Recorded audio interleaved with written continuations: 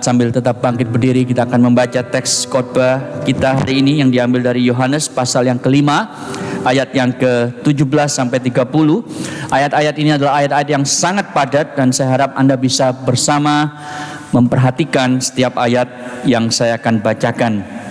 Demikian firman Tuhan. Tetapi ia berkata kepada mereka, Bapakku bekerja sampai sekarang, maka aku pun bekerja juga. Sebab itu orang-orang Yahudi lebih berusaha lagi untuk membunuhnya, bukan saja karena ia meniadakan hari Sabat, tetapi juga karena ia mengatakan bahwa Allah adalah Bapanya sendiri, dengan demikian menyamakan dirinya dengan Allah. Maka Yesus menjawab mereka, katanya, aku berkata kepadamu, sesungguhnya anak tidak dapat mengerjakan sesuatu dari dirinya sendiri jikalau tidak ia melihat Bapa mengerjakannya. Sebab apa yang dikerjakan Bapa, itu juga yang dikerjakan anak. Sebab Bapa mengasihi anak dan ia menunjukkan kepadanya segala sesuatu yang dikerjakannya sendiri. Bahkan ia akan menunjukkan kepadanya pekerjaan-pekerjaan yang lebih besar lagi daripada pekerjaan-pekerjaan itu, sehingga kamu menjadi heran. Sebab sama seperti Bapa membangkitkan orang-orang mati dan menghidupkannya, demikian juga anak menghidupkan barang siapa yang dikehendakinya. Bapa tidak menghakimi siapapun, melainkan telah menyerahkan penghakiman itu seluruhnya kepada anak, supaya semua orang yang menghormati anak sama seperti mereka menghormati Bapa. Barang siapa tidak menghormati anak, ia juga tidak menghormati Bapa yang mengutus dia. Aku berkata kepadamu, sesungguhnya barang siapa mendengar perkataanku dan percaya kepada Dia yang mengutus aku, ia mempunyai hidup yang kekal dan tidak turut dihukum, sebab ia sudah pindah dari dalam maut ke dalam hidup. Aku berkata kepadamu, sesungguhnya saatnya akan tiba dan sudah tiba bahwa orang-orang mati akan mendengar suara Anak Allah, dan mereka yang mendengarnya akan hidup. Sebab sama seperti Bapa mempunyai hidup dalam dirinya sendiri, demikian juga diberikannya anak mempunyai hidup dalam dirinya sendiri, dan ia telah memberikan kuasa kepadanya untuk menghakimi, karena ia adalah anak manusia. Janganlah kamu heran akan hal itu, sebab saatnya akan tiba bahwa semua orang yang ada di dalam kuburan akan mendengar suaranya. Dan mereka yang telah berbuat baik akan keluar dan bangkit untuk hidup yang kekal, tapi mereka yang telah berbuat jahat akan bangkit untuk dihukum. Aku tidak dapat berbuat apa-apa dari diriku sendiri. Aku menghakimi sesuai dengan apa yang aku dengar, dan penghakimanku adil, sebab aku tidak menuruti kehendakku sendiri, melainkan kehendak Dia yang mengutus aku. Silakan duduk jemaat sekalian. Demikian jauh pembacaan firman Tuhan. Saudara, kalau Anda sudah berada di ICC Melbourne selama 4 bulan terakhir, itu adalah periode kita melakukan sebuah journey untuk melihat Injil Yohanes. Dan ini mungkin adalah perjalanan yang paling penting yang Anda bisa miliki dan nikmati, saya harap, untuk Anda mengenal siapa Yesus itu melalui klaim yang Dia buat sendiri dan semua karyanya yang kita baca di halaman-halaman Injil Yohanes. Dan hari ini kita sampai kepada sebuah bagian Yohanes 5, 17-30 yang sangat-sangat dense, sangat padat, sangat dalam, saudara. Deep water. Tapi kalau Anda berenang sampai ke dalaman laut itu, Anda akan melihat kejernihan kemuliaan Kristus.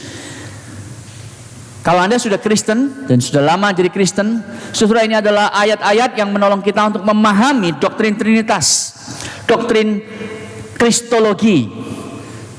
Kalau Anda bukan Kristen, Anda mungkin bertanya, saya ini percaya Tuhan sih saya percaya, banyak orang yang juga percaya, saya juga percaya, tapi saya nggak bisa paham apa kaitannya Yesus sama Tuhan. Tuhan ya Tuhan, tapi Yesus kan manusia. Kalau Anda memiliki pandangan seperti itu, ayat-ayat ini akan menolong Anda untuk berubah dari pandangan tersebut. Karena di sini, saudara, ayat 17-30 Anda akan diberitahu bahwa Yesus adalah Allah. Yesus adalah the Son of God. Dan bukan hanya itu, Dia adalah the perfect Son. Itu tema khotbah hari ini. Dan mari kita melihatnya, saudara, dari 3 subheading hari ini, yaitu yang pertama, the Son perfectly obeys. Anak sangat sempurna di dalam mentaati Bapanya. Nah, saya akan mundur untuk recap minggu lalu, saudara, apa yang terjadi sebelum Yesus ngomong apa yang dia katakan di ayat yang ke-17. Minggu lalu kita mendengar Yesus menyembuhkan seorang yang lumpuh selama 38 tahun di sebuah kolam yang bernama Bethesda, Yohanes 5 ayat 1 sampai dengan 16. Tetapi para pemimpin Yahudi itu bukannya sangat takjub akan kesembuhan yang sangat-sangat fantastik itu, tetapi mereka malah menuduh orang lumpuh itu dan menuduh Yesus, kedua-duanya dikutuk oleh mereka sebagai orang-orang yang melanggar hukum Sabat. Saya mengatakan minggu lalu, saudara, bahwa Yesus dengan sengaja, bukan karena dia mau cari gara-gara, saudara, tapi dia bukan karena dia itu anti establishment, selalu melawan kekuasaan, bukan. Tetapi Yesus sengaja menyembuhkan orang itu di hari Sabat. Aneh, saudara, karena dia sebetulnya bisa menyembuhkannya besokannya, ya kan? Sehingga dia tidak melanggar hari Sabat. Seperti tuduhan orang-orang Yahudi itu. Kenapa? Karena orang ini kan tidak dalam keadaan yang threatening, tidak ada threatening condition, dan setiap hari toh orang ini ada di daerah kolam itu, jadi gampang ditemui besok. Jadi Yesus bilang, aduh, daripada nanti ribut sama orang Yahudi, mendingan besok aja tak sembuhkan gitu. Yesus bisa melakukan itu, tapi sengaja dia melakukannya di hari Sabat.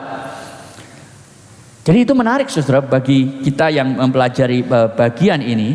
Tetapi yang lebih menarik adalah bahwa Yesus ternyata tidak berdiskusi dengan para pemimpin agama itu tentang bagaimana dia sebetulnya tidak melanggar hari Sabat. Yesus tidak peduli akan tuduhan tersebut. Ini yang menurut saya juga menarik, saudara. Karena mestinya Yesus itu bisa berdiskusi seperti ini. Ya, saya ingin memberikan kepada saudara 3 hal tentang hari Sabat supaya kita tahu. Anda pernah nggak ditanya, Tuhan itu kan menciptakan hari Sabat untuk tidak bekerja, karena dia tidak bekerja di hari yang ke-7. Benar nggak sih Tuhan itu nggak bekerja di tiap hari Sabat? Nah, saya ingin memberikan kepada saudara jawaban dari pertanyaan-pertanyaan tersebut. Yang pertama, saudara, tentang Sabat ini ada 3 hal yang kita perlu at least pahami bersama. Yang pertama adalah Sabat itu diciptakan untuk kita, bukan untuk Tuhan. Kenapa? Karena kita perlu istirahat. Keluaran 20 ayat 8 sampai 10 bilang begini. Ingatlah hari Sabat, kuduskanlah hari Sabat. 6 hari engkau bekerja, lalu di hari ke-7 adalah Sabat untuk Tuhan Allahmu. Sama seperti Tuhan Allah yang bekerja 6 hari kemudian dia beristirahat. Tetapi hukum Sabat ini diberikan kepada Allah untuk manusia, bukan untuk Allah, karena Allah tidak butuh istirahat, saudara. Kalau dia beristirahat di hari yang ke-7 itu bukan karena dia itu kecapean, bukan karena dia itu burn out atau languishing. Karena Mazmur 121 ayat 3-4 mengatakan bahwa Allah tidak butuh tidur, Allah tidak butuh istirahat. Itu yang kita harus pahami tentang hari Sabat. Kita butuh hari Sabat karena kita bukan pencipta dan kita butuh tidur. Coba Anda tidak tidur di malam hari dan tidak istirahat di hari Sabat. Saudara, kelamaan Anda akan semakin tidak produktif dan tidak efektif. Yang kedua, saudara, orang-orang Yahudi bukan hanya mendasarkan hukum Sabat itu dari Keluaran 20 tadi, tetapi mereka menambahkan aturan-aturan untuk memahami apa artinya tidak boleh kerja. Jadi mereka membuat daftar 39 pekerjaan yang tidak diperbolehkan, saudara. Dan ini adalah hal-hal yang sebetulnya menggelikan, saudara. Ya, karena mereka mengatakan misalnya di satu bagian, Anda tidak boleh memindahkan sebuah barang dari satu domain ke domain yang lain, ya. Tetapi kalau domainnya itu di rumah boleh. Jadi Anda mau pindahin kursi dari satu ujung ke ujung rumah yang lain itu boleh. Tapi tidak boleh pindahin barang, jadi ngangkat barang dari rumah Anda ke rumah orang. Nah, kemudian dengan alasan itulah mereka menuduh orang yang lumpuh dan Yesus bahwa orang lumpuh ini sudah mengangkat mattressnya Dan Yesus sudah menyembuhkan orang itu namanya sudah kerja di hari Sabat. Tetapi sebetulnya yang dimaksud adalah pekerjaan itu adalah regular employment, usual occupation. Jadi pekerjaan sehari-hari. Nah masalahnya orang yang ngangkat tilamnya ini, kan Yesus bilang bangunlah, angkatlah tilammu dan berjalanlah. Apakah dia adalah seorang profesional yang ngangkat tilam setiap hari? Jadi kerjaannya itu removalist gitu ya. Removalist yang kerjaannya itu Anda bisa telepon removalist kan di Melbourne untuk mindahin furniture Anda. Dia tidak bekerja seperti itu. Jadi ini bukan pekerjaan dia, saudara. Demikian juga Yesus itu bukan dokter yang punya pekerjaan sampingan nyembuhin orang dengan mujizat. Tidak. Itu sebabnya mereka tidak melanggar hukum Sabat Allah dan tidak melanggar peraturan orang Yahudi itu. Yang ketiga dan terakhir, saudara, mereka selalu bertanya, apakah kalau begitu Allah sendiri melanggar hukum Sabat? Karena gini, kalau Allah betul-betul tidak bekerja di setiap hari Sabat, maka siapa yang menopang alam semesta ini? Siapa yang akan make sure bahwa matahari itu tidak goyang, kemudian kepanasan kita di bumi ini lalu kita leleh? Siapa yang mengatur benda-benda angkasa itu tidak berbenturan? Itu harus ada yang menopang kan. Nah kalau Allah itu tiduran, terus ketiduran beneran saudara di hari Sabat, maka kita akan kacau di dunia ini. Saudara, pertanyaan ini membingungkan bagi mereka dan mereka berdebat luar biasa. Tapi kalau Allah betul-betul menopang setiap hari tanpa berhenti dunia ciptaannya ini, kalau begitu Allah sendiri dia itu melanggar hukum Sabat. Nah, setelah diskusi itu kesimpulan mereka begini, menurut D.A. Carson, saudara, opini yang paling dianggap benar adalah ya Tuhan itu tetap mengutamakan hukum Sabat dan dia tidak melanggarnya, karena jangan lupa bahwa seluruh dunia ciptaan ini adalah domainnya Allah. Jadi dia tidak pernah mengangkat barang, mindahin barang ke domain yang lain, karena semua ciptaan ini adalah domain Allah. Itu cara mereka untuk mengatakan bahwa Allah tetap bekerja di dalam domainnya sehingga dia tidak melanggar hari Sabat. Sudah ngerti ya logika ini? Nah, karena Yesus tahu, nah sekarang kenapa saya ceritakan semua ini? Karena nanti hubungannya sama ayat 17, saudara. Karena Yesus tahu bahwa itu yang menjadi konklusi orang-orang Yahudi, pemimpin Yahudi. Itu sebabnya sekarang dia bilang, kalau Allah engkau pahami sebagai Allah yang tidak melanggar hukum Sabat karena semua yang dilakukan dalam domainnya, itu sebabnya dia bilang, Bapakku bekerja, aku juga bekerja. Dia menyamakan dirinya dengan Allah.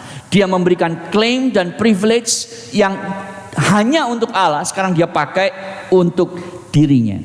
Itu sebabnya saudara, sekarang semakin Anda memahami ayat 17 di slide berikutnya, Anda semakin paham bahwa kenapa Yesus tidak mau berargumentasi soal hari Sabat, tapi dia langsung berargumentasi kepada hal yang lebih penting, yaitu the sonship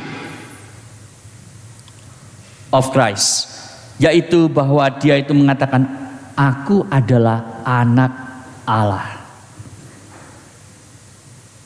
Itu sebabnya kita akan melihat saudara, bagaimana dia berargumentasi tentang hal itu. Yang pertama jelas saudara, pada waktu Yesus mengatakan di ayat 17 ya, tolong ayat 17 ya, thank you. Ayat 17, my father is working until now and I am working. Ini sudah membuat mereka langsung kebakaran jenggot. Saudara tahu kenapa? Karena orang Yahudi itu memanggil Yehova sebagai our father, Bapa kami. Yesus sendiri mengajarkan dengan Bapa kami yang ada di surga. Nah sekarang Yesus bilang my father, seakan-akan dia punya relasi yang unik, yang spesial dengan Bapanya, my father. Ini yang membuat mereka itu kesel sama Tuhan Yesus, saudara, karena dia keluar dari norma-norma yang seharusnya dipahami pada waktu itu. Nah kemudian kita sekarang melihat ayat yang ke-19. Pada waktu mereka menuding Yesus, apakah engkau kalau gitu mengklaim dirimu sama dengan Allah? Ayat 19 dijawab oleh Yesus begini, truly, truly I say to you, the Son can do nothing of his own accord. The Son can do nothing of himself. Ada beberapa hal yang ingin saya garis bawahi di sana. Pertama, saudara, kata truly, truly. Dalam bahasa aslinya, amin, amin. Yes, yes, gitu artinya. Nah, Anda akan ketemu ini 3 kali di dalam passage yang kita lihat hari ini. Dari ayat 17 sampai 30. 3 kali Yesus memakai kata double amin ini. Di seluruh Injil Yohanes Anda akan melihat 25 kali. Jadi ini penting saudara. Setiap kali Anda ketemu di Injil Yohanes, Yesus bilang amin, amin. Itu berarti dia akan mengatakan sesuatu yang kita harus perhatikan baik-baik.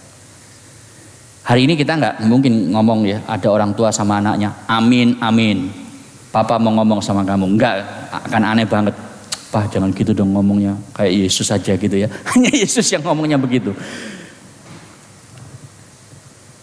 Saudara, apa yang kita akan perhatikan dari apa yang dia katakan setelah truly, truly, the son can do nothing of himself. Jadi dia mengatakan bahwa anak tidak akan bisa melakukan segala sesuatu sesuai kehendaknya sendiri, karena semua yang dia kerjakan itu sesuai dengan kehendak Allah. Tidak pernah independen dari kehendak Bapanya.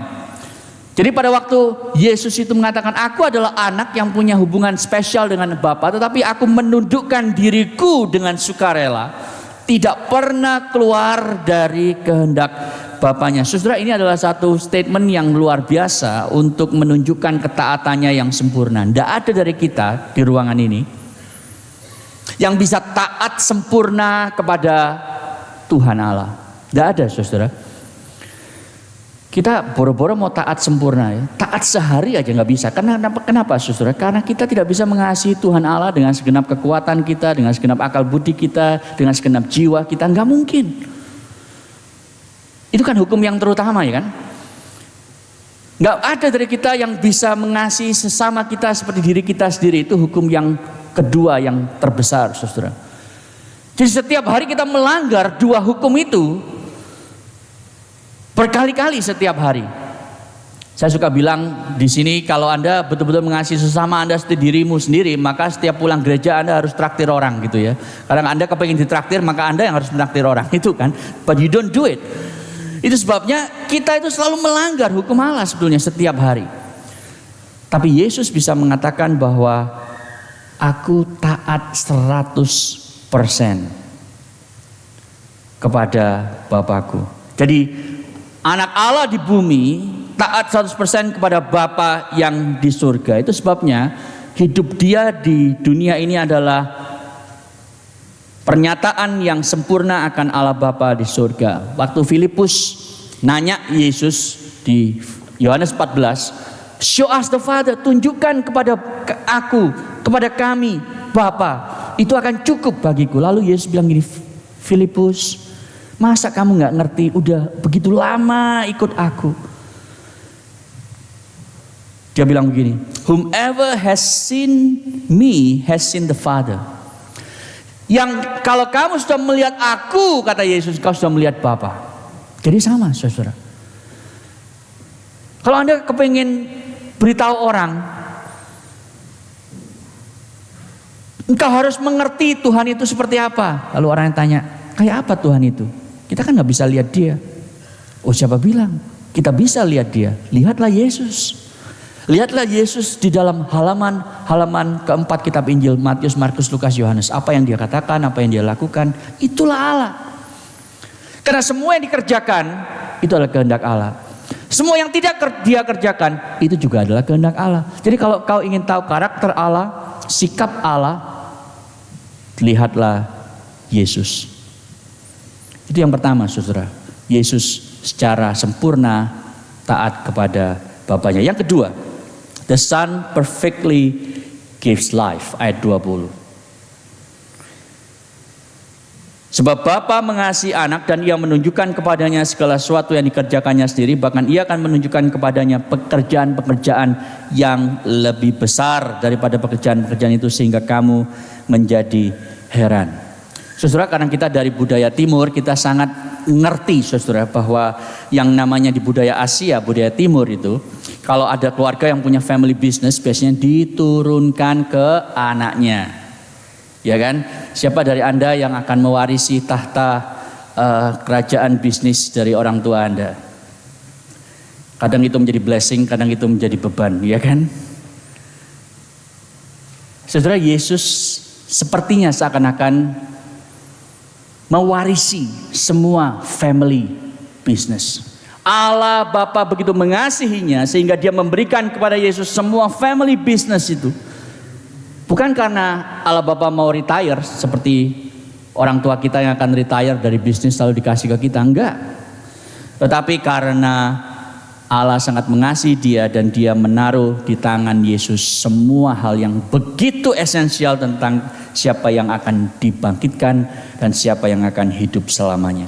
Itu yang dimaksud dengan greater works. Anda perhatikan di sana ada pekerjaan-pekerjaan yang lebih besar. Plural, saudara, bukan singular. Apa sih pekerjaan-pekerjaan yang lebih besar yang dimaksud ini? Bukan mujizat. Memang Yesus sudah melakukan beberapa mujizat sampai sejauh ini, mengubah air menjadi anggur, membangkitkan, menyembuhkan orang yang paralyzed itu, tapi dia belum membangkitkan Lazarus. Tapi yang dimaksud bukan masalah mujizat, saudara. Ini jauh lebih besar daripada mujizat. Ini bicara soal giving people life, memberikan kepada orang kehidupan kekal. Itu pekerjaan yang lebih besar. Pekerjaan yang lebih besar lainnya adalah membangkitkan orang dari kematian secara rohani dan secara literal, secara fisik. Ayat 21.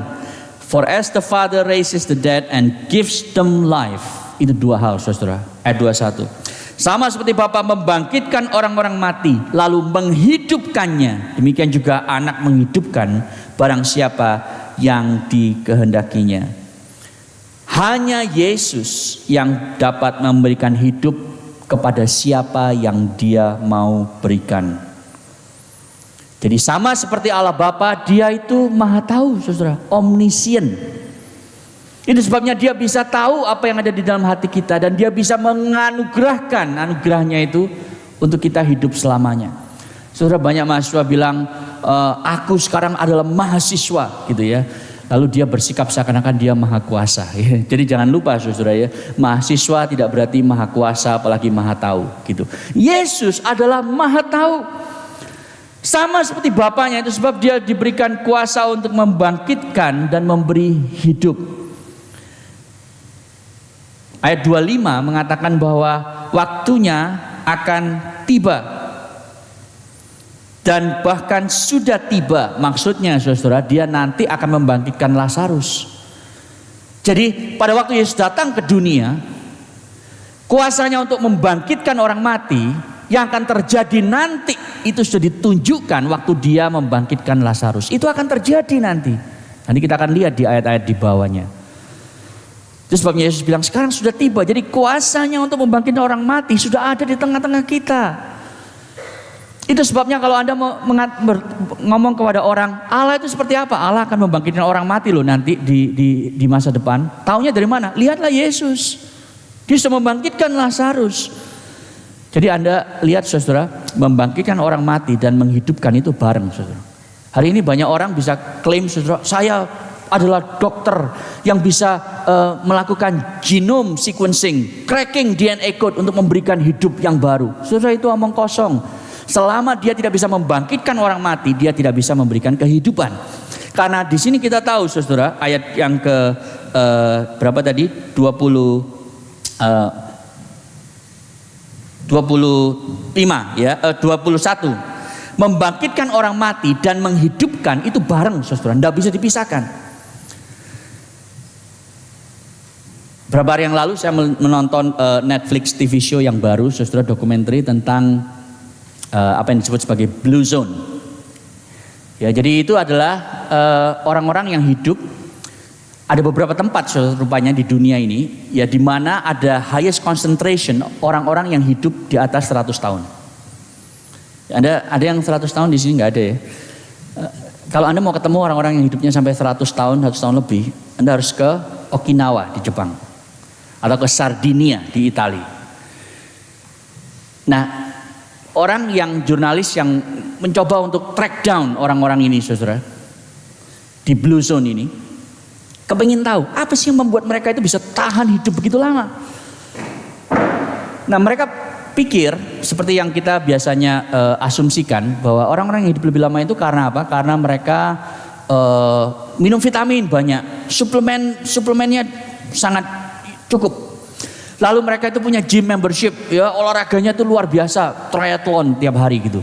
Ternyata enggak. Orang-orang ini bisa hidup sampai 100 tahun lebih, centenarian disebutnya, dan bisa terkonsentrasi di tempat-tempat tertentu yang terpencil itu. Karena mereka tiap hari itu selalu tidak duduk seperti kita di depan komputer gitu ya, 8 jam sehari, enggak. Mereka selalu bercocok tanam, berkebun gitu ya. Jadi core-nya itu kuat, saudara. Itu yang mereka temukan. Lalu apa lagi? Mereka makan plant-based diet. Ya, jadi lebih banyak yang hijau daripada yang merah gitu kira-kira. Lalu apa lagi? Mereka punya sekelompok orang yang menjadi teman dekat mereka. Dan mereka selalu happy, punya sense of purpose, punya ikigai kalau di Jepang dan seterusnya. Nah, kemudian itu sebabnya ditemukan saudara bahwa mereka itu hidup lama. Dan sekarang dicobalah eksperimen yang sama di berbagai kota di Amerika. Karena ini orang Amerika yang menyelidiki. Dan setelah nonton itu saya berpikir begini. Ya memang mungkin enak ya kalau bisa hidup sampai 100 tahun. Tapi habis itu apa? Setelah Anda umur 105, what's gonna happen? Mati. Jadi Anda bisa hidup 20 tahun lebih lama, setelah itu mati.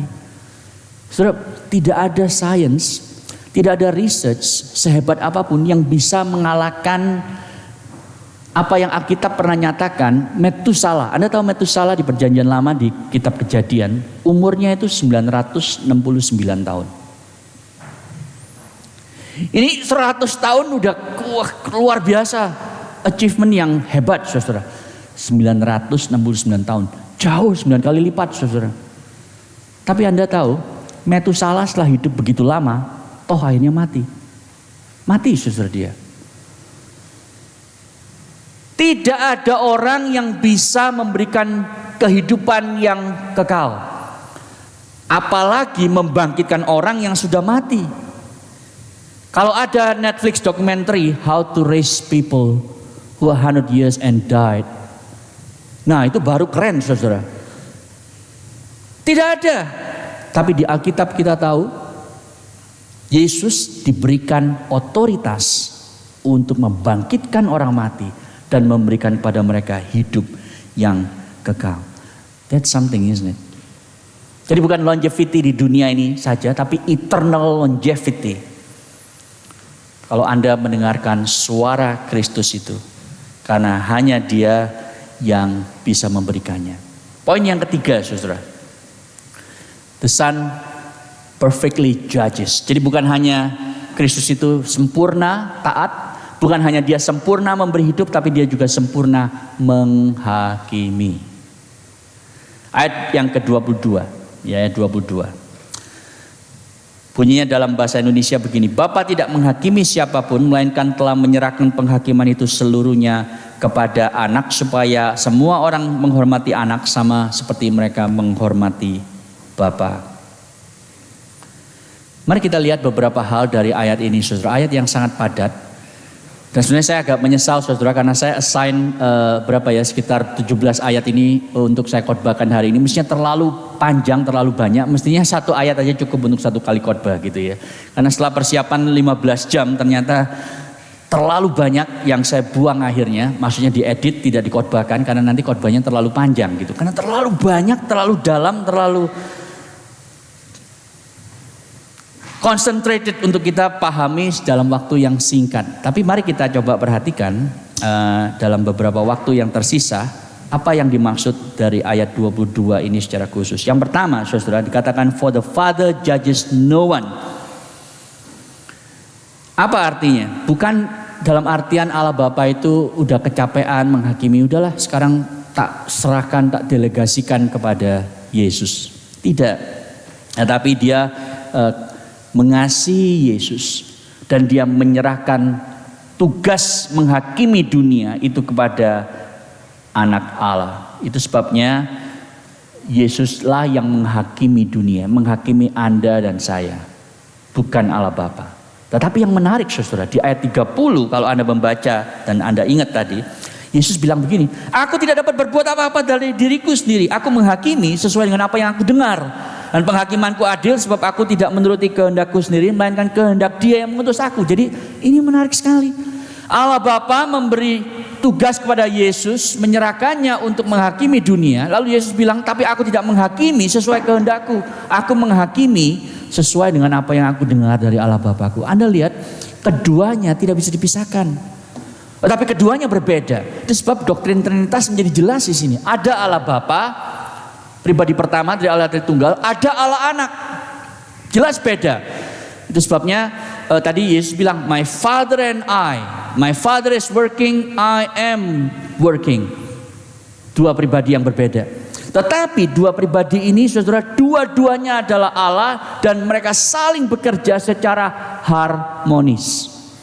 Itu sebabnya kalau kita memahami ini, kita akan mengerti doktrin Allah Tritunggal dengan lebih baik. Jadi meskipun Allah Anak yang melakukan penghakiman, Dia melakukan penghakiman sesuai dengan kehendak Bapanya. Yang kedua saudara, yang kita bisa perhatikan dari ayat ini adalah bahwa di mata pemimpin Yahudi, untuk manusia mengklaim bisa memiliki kuasa untuk membangkitkan orang mati, itu adalah sebuah blasphemy, sebuah penghujatan kepada Allah. Kenapa? Karena mereka tahu bahwa yang bisa membangkitkan orang mati itu hanyalah Allah. Saudara, orang Yahudi itu ngajarin anaknya begini, nak, kamu jangan lupa Allah Yehova itu cuma satu. Dan Allah Yehova itu memegang 3 kuasa yang tidak dimiliki oleh siapapun. Yang pertama, kuasa untuk membuka langit-langit surga dan menurunkan hujan. Itu ada di Ulangan 28:12. Yang kedua, kuasa untuk membuka rahim dan memberikan anak. Itu ada di Kejadian 30:22. Dan yang ketiga, kuasa untuk membuka kubur dan membangkitkan orang mati. Yeskiel 37 ayat 13. 3 hal itu, 3 kuasa itu hanya dimiliki Allah Yehova. Itu yang diajarkan saudara. Nah sekarang Yesus yang dianggap hanya manusia mengklaim bahwa Dia bisa membangkitkan orang mati, padahal Dia belum membangkitkan Lazarus saudara pada waktu ini di pasal yang kelima. Nanti kejadiannya di pasal yang ke-11. Itu sebabnya mereka sangat marah sama Yesus. Kenapa Dia mengklaim dirinya bisa membangkitkan orang mati? Hanya Allah Yehova yang maha tahu. Tidak ada manusia yang bisa menghakimi dunia. Bahkan United States of America nggak bisa, United Nations nggak bisa. Tetapi Yesus sekarang mengklaim Dia memiliki hak penuh untuk menghakimi dunia. Saudara, apa artinya bagi kita? Artinya adalah Anda dan saya secara literal nanti satu hari akan berdiri di depan penghakiman Yesus. Kita seringkali, saya masih ingat waktu sekolah minggu, saya tidak tahu Anda masih ingat apa enggak. Saya tidak ke sekolah minggu rutin waktu saya kecil saudara, tapi saya selalu diajak oleh tante saya, ya. Dan dia mengajak saya ke Sunday School, dan salah satu traktat yang saya pernah pertama kali terima itu adalah gambar Yesus bawa anak domba yang kecil lalu mengetuk pintu. Anda pernah tahu traktat itu? Yang umurnya di atas 40 mungkin tahu ya. Anyway, gambaran kita Yesus itu seperti itu. Dia itu mengetuk pintu hati kita. Aku mau masuk. Lalu terserah kita mau buka apa enggak.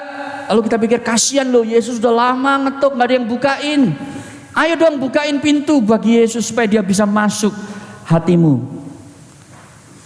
Saudara, itu hanyalah satu kebenaran sebetulnya. Dan dari mimbar ini setiap minggu saya selalu mengajak Anda untuk datang kepada Yesus. Tetapi hari ini saya ingin mengatakan sisi sebelahnya saudara. Bahwa satu kali nanti Yesus akan ada di depanmu dan saudara tidak punya opsi, tidak punya hak untuk bilang tidak. Pada waktu hari penghakiman itu datang, Anda akan ketemu Yesus. Anda suka apa nggak suka, siap apa nggak siap, mau atau nggak mau, Anda akan berdiri di depan penghakimannya. Setiap kita yang ada di gereja ini, setiap orang yang Anda ketemu di tempat kerja, di kampusmu, setiap orang yang Anda lihat di dalam tram, dalam train, nanti pulang gereja ini, setiap kita saudara akan berdiri di hadapan penghakiman Yesus. Yang terakhir yang Anda lihat dari ayat yang sama itu, lihat bahwa life and judgment itu muncul bersamaan tetapi menjadi dua ujung yang berbeda dari kontinuum yang sama, saudara. Maksudnya adalah kalau Yesus memberikan Anda hidup kekal, maka Anda tidak akan dihakimi. Kalau Anda dihakimi, maka Anda akan dihakimi, maksudnya dihukum kekal. Anda tidak akan mendapatkan hidup.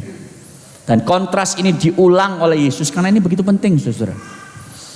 Di ayat 27 sampai ayat yang ke-30. Saya bacakan untuk Anda ayat 27 dan 28 saja. Dan ia telah memberikan kuasa kepadanya untuk menghakimi karena ia adalah anak manusia. Ini titel yang penting dari Daniel pasal 7 tentang the Son of Man. Janganlah kamu heran akan hal itu, sebab saatnya akan tiba bahwa semua orang yang ada dalam kuburan akan mendengar suaranya. Mereka telah berbuat baik akan keluar dan bangkit untuk hidup kekal, tapi mereka yang telah berbuat jahat akan bangkit untuk dihukum. Pertama, ini bukan masalah perbuatan baik menyelamatkan, tetapi ini menjadi tanda bahwa Anda sudah berubah. Jadi perbuatan baik itu akan jadi tanda bahwa Anda sudah sungguh-sungguh mengenal Kristus. Tapi yang saya ingin tekankan di sini adalah bahwa setiap orang dalam kuburan itu akan dipanggil. Dan pada waktu itu, saudara, tidak ada yang bisa menolak. Pada waktu itu, saudara, beberapa orang akan bangkit dari kubur lalu menikmati hidup yang kekal. Beberapa orang dipanggil dan lalu bangkit dari kubur lalu dihukum selamanya. It will happen. It will happen. Taunya dari mana? Karena Yesus sudah menunjukkan dengan dia membangkitkan Lazarus yang sudah mati 4 hari. Lalu Lazarus keluar. Lalu dia keluar dari kuburnya. Persis seperti itulah nanti akan terjadi, saudara. Jadi saudara perhatikan kalau di sebelumnya kita melihat, saudara, bahwa ini terjadi secara spiritual. Sekarang ini terjadi secara literal, secara fisik. Tidak ada yang bisa menolak. Jadi saudara, hanya dua kemungkinan, life or condemnation. Condemnation or life. Dan Yesuslah yang punya wewenang untuk menentukan siapa yang akan masuk di mana. Saudara, kalau sudah begini, respon kita apa, saudara? Mari kita lihat responnya di dua ayat secara khusus.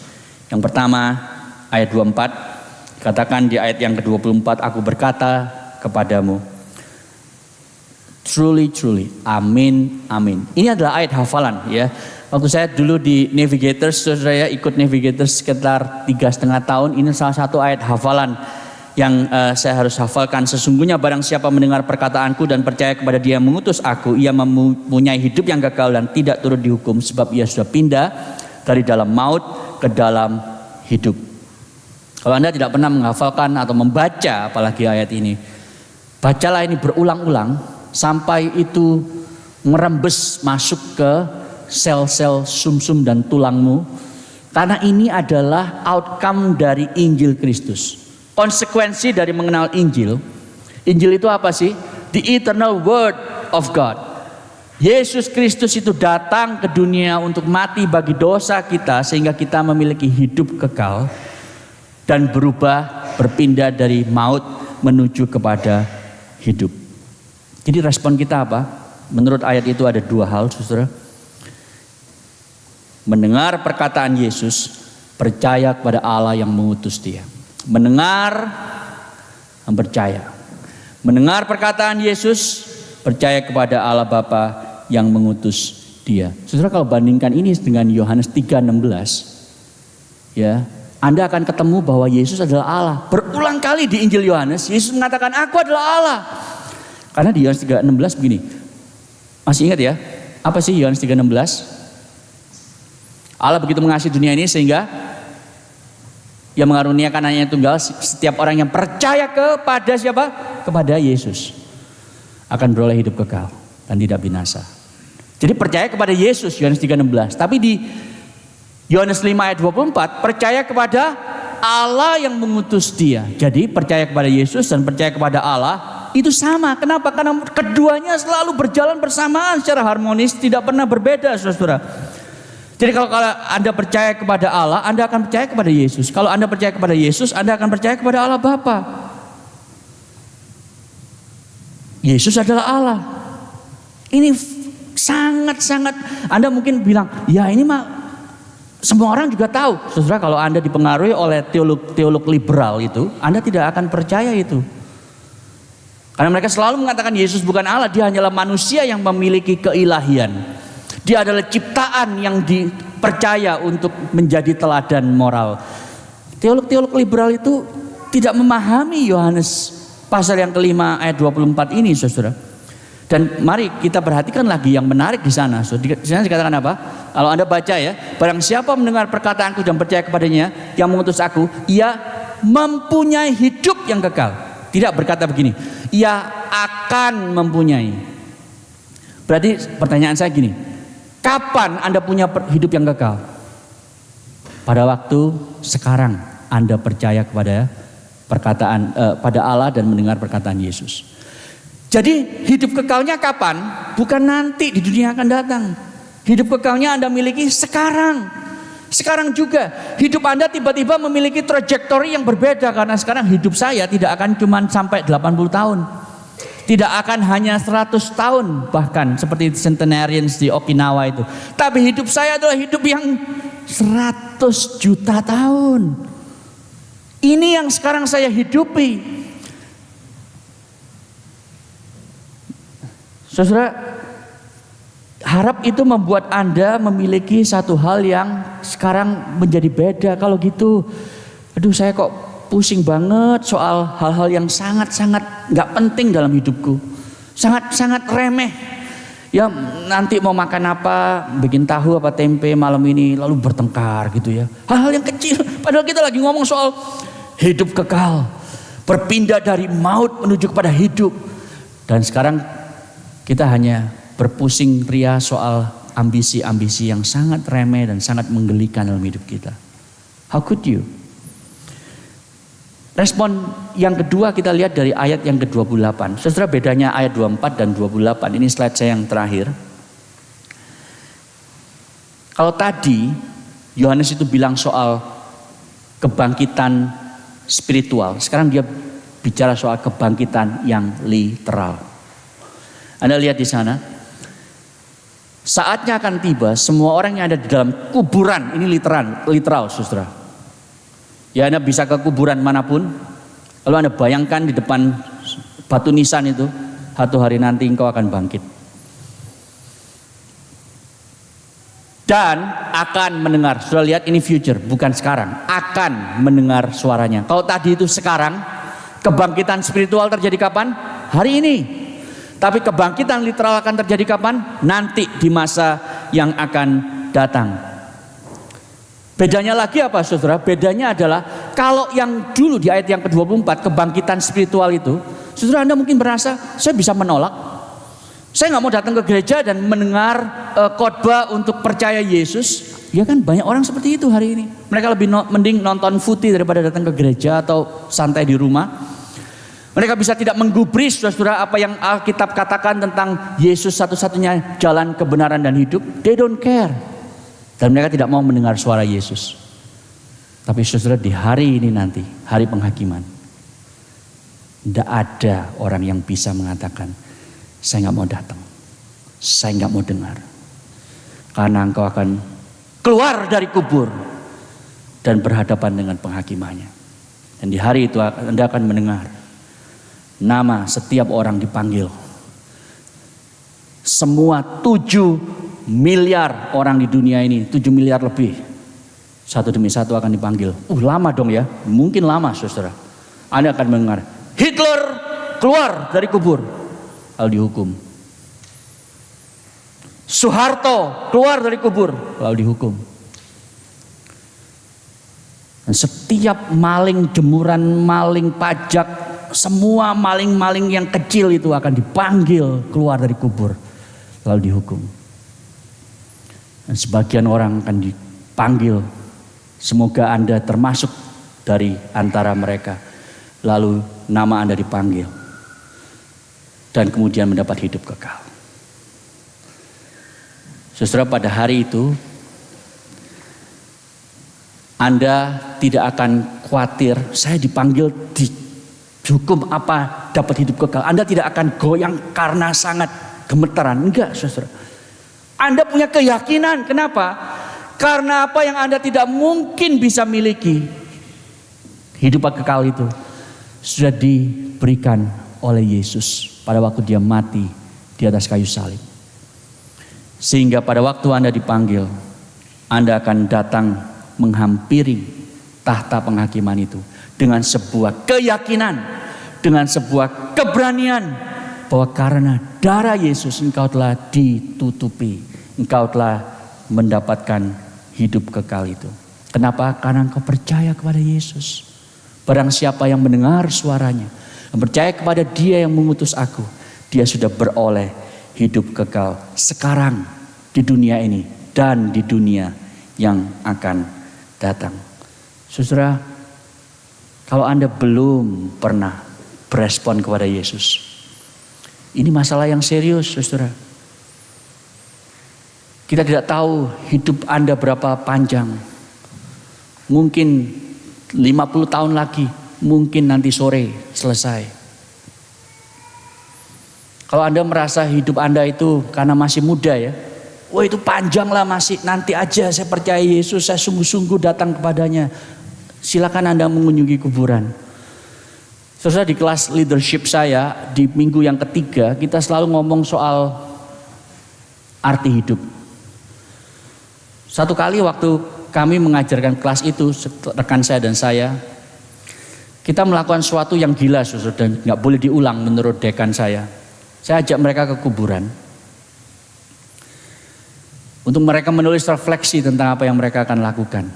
Tentu saya tidak mengabarkan Injil kepada mereka. Tapi di sana mereka sadar. Pada waktu mereka membaca di batu nisan itu, ada yang umurnya 80 tahun, ada yang 90 tahun. Tapi kemudian mereka ketemu ada yang 15 tahun, ada yang 3 bulan, ada yang baru 2 hari. Pada waktu itu mereka sadar, setiap detik yang mereka miliki itu berharga. Saudara, Anda bisa pulang dari gereja, dari kebaktian ini, tidak peduli dengan semua yang saya baru katakan. Tapi satu hari nanti, ada waktu panggilan Yesus ini datang dan Anda bangkit dari kubur, Anda akan peduli banget. Dan Anda akan keluar dengan satu keyakinan atau dengan satu kegentaran yang luar biasa. Karena Anda belum pernah berespon kepada Yesus. Biarlah hari ini menjadi hari yang bahagia karena Anda berespon kepadanya, baik untuk pertama kalinya maupun untuk yang kesekian kalinya. Anda datang komit kepada Dia yang memiliki kuasa untuk memberikan kehidupan dan membangkitkan orang dari kematian. Mari kita tunduk kepala, kita berdoa.